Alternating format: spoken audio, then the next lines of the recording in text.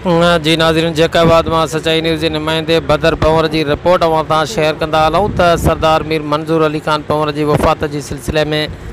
PP chairman Bilawal Bhutto Zardari, Syed Murad Ali Shah, political secretary मरकज़ी chairman PP Jamila Mansumro और बेन गोट सरदार आदम खान पंवर पहुंची मरहूम मीर मंजूर खान पंवर के फर्जंदन सरदार चंगेज़ खान पंवर, नवाबजादा मीर तैमूर खान पंवर, मीर औरंगज़ेब खान पंवर, मीर सुलेमान खान पंवर और बेन सां ताज़ियत कई है। जी नाज़रीन, ये अवां के आम ख़बर ता ॾींदा हलूं जैकाबाद में त पीपी चेयरमैन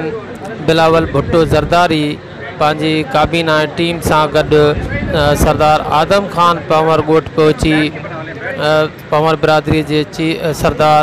मरहूम सरदार मंजूर खान पंवर की वफ़ात के सिलसिले में संदन के नींगरन